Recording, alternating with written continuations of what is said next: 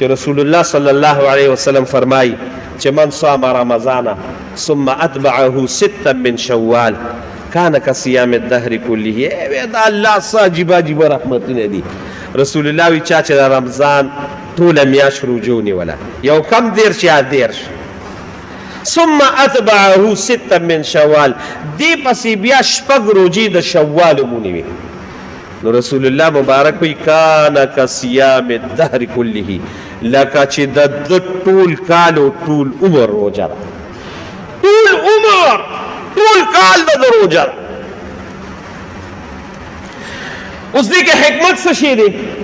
نو د رسول الله مبارک په حدیثو کې حکمت ته به نه ګورې. رسول الله مبارک وی کوا، زمونږ د رسول الله مبارک دا حدیث و عاشقان یو، دا نه یو چې منکر حدیث یو، هغه د هر حدیث ته قربان اوځه، موږ به قرباني ګزاري. خو حکمت علماء دا بیان کړی دی چې تا دیرش روجې ونیوې، لکه څنګه تاسو سخت کالونه وی، الله دې قبول کړي. دا الله یو قانون دی، قانون، او دا قانون په قرآن شریف کې دی چې من جاء بالحسنة فله عشر امثالها. چا چې یو نیکی وکړو، الله وی یو نیکی به زه په یو پلس بدلو. ټیک شو؟ تاسو دیرش ورځې روجې ونیولې، اوس دیرشو له پلسو کې ضرب ورکړه نو څو شوې؟ څه ده؟ 300 شوې. او بیا دې ورپسې شپږ د شوال د ونیوي، نو شپږو له بیا لسو کې ضرب ورکړه 60 شوې. دا یاد ساتئ چې شمسي نه قمري، چونکې زموږ عبادات د قمر سره د سپوږمۍ سره ریلیټډ دي، منسلک دي، نو د هغې مطابق د قمري میاشت د کال 360 ورځې، 360. چې تا دیرش دې هغه ونیوې او شپږ دې ورسره ده ونیولې، 360 شوې، او دې خوا د قمري کال ورځې هم 360 دي، نو چې لکه ستا ټول کال روجه شوه، ټول کال ستا روجه شوه. او بیا د سخت کالونه دې پسې بیا بل کاله، نو کان کصیام الدهر كله، لکه چې ستا ټول عمر روجه شوه نفلي. اوس یو نفلي روجې ثواب څومره دی؟ د فرضي مې راته مخکې بیان کړی دی.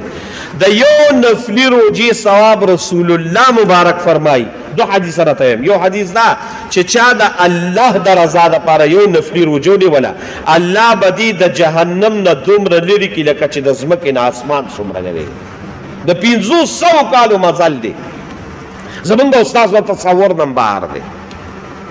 او دیر حدیث دا دی، دا تاسو ته مخکې ما ویلي دي چې رسول الله مبارک یو مثال بیان کړو چې انسان د جهنم نه دومره لرې شي چې یو مرغۍ بیان کړه چې د هغې نوم دی قاغه د اګې نه روزي او تر د مرګه پورې دا څومره مزل وکړي، دومره به الله انسان د جهنم نه لګي. اوس د قاغې متعلق کوم چې د پرندو دغه دي، د ماهرین دي، هغوی وایي د قاغې عمر 1000 سال دی. 1000 سال د قاغې یو عمر دی. دا بعضې عمرونه قولي دي. د شمشتې عمر چې په خپل مرګ باندې مري او تی نه مړه کوي، د دې عمر 500 کاله دی. یو اونه چې ته په خپل ځای باندې پرېږدي او تی نوی د یو اونې عمر 2000 کاله دی. د سپي عمر، د دې پیشو عمر، دا قولي دي دغه. نو د قاغې عمر 1000 کاله دی. قاغه د هغې نه روز یو 1000 کاله پر وی. یا عبدالرحیم حاجي صاحب، دا به په ورځ کې څومره پر وی؟ ورځ به هم پرېږدو. دا به په هفته کې څومره پر وی؟ هفته به هم پرېږدو. دا به په میاشت کې څومره پر وی؟ میاشت به هم پرېږدو. کال کې به څومره وي؟ کال به هم پرېږدو. 100 کاله کې به څومره پر وی؟ 500 کاله کې رسول الله مبارک وی 1000 کاله چې دا پر وی، چې دا څومره د دې ځای نه لرې شوه چې دا 1000 کاله پر وي، دومره به یو نفلي روجه باندې انسان الله د جهنم نه لري. اوس چې ستا ټول کال روجه شوه، د دې روجو پوره اهتمام وکړئ. عرب مو ولیدل 4 ورځې زما د شوال نه پس هملته وي، هر ورځ درستخان په مسجد نبوي کې هم لګېد او په حرم شریف کې هم لګېد. دا ولې ټول اکثر روجه وه، هغوی یې فوراً نیسي، ځکه چې دا عمل موږ نه ضایع نه شي.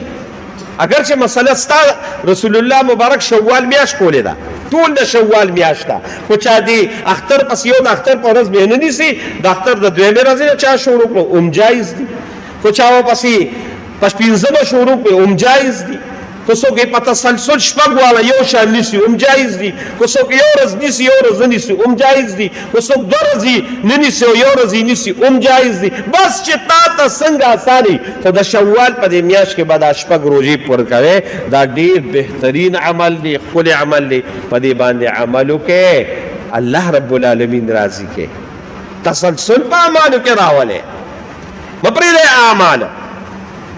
نو دا تاسو بالکل د دې باندې شروع کوئ. خامخا وروستو ورځې ګرمیږي، اوس ورځې ښې دي، شروع پې وکړئ، سبا نه پې وکړئ، بله ورځ نه پې وکړئ. ډېرو کسانو پې شروع الحمدلله کړې ده. الله دې په خپل جناب کې قبول او منظور کړي. زنانو ته هم ده ووایه، زنانه دې هم کوي. د زنانو دپاره یو مسله بیانومه. زنانو ته په بعضې حالاتو کې د روژه ماتې هغه دغه راشي د روجو نه نیولو، نو په هغوی باندې روجې وي. نو زموږ علما وایي چې اول د هغه روجې ونیسي کومې چې د دې باندې فرضي پاتې دي، هغې نه پس دې ونیسي. او بعضې علما وایي خیر دی که دوی مخکې دا روجې ونیوي او پسې هغه ونیولي، خو بهتره دا ده چې اول په تا فرض کوم دی هغه فرض ادا کړه، وروسته بیا نفل ادا کړه. نو تاسو هم کوشش وکړئ او په خپلو زنانو باندې هم د دې کوشش وکړئ. ډېرې یو ښکلی چانس، یو ښکلې موقع الله موږ له راکړې ده. د مرګ او د ژوند هېڅ پته نه لګي، ممکنه ده هېڅ پته بیا ونه لګي. نو که دا موقع موږ دغه کړه، نو یو به الله هم خوشحاله شي، بل به ته ده ووایې چې زه د رمضان په روجو خفه نه یم، یا الله تا خو دېرش یادې کړی وې، شپږ به پسې زه نورې ونیسم، الله به خوشحاله وي.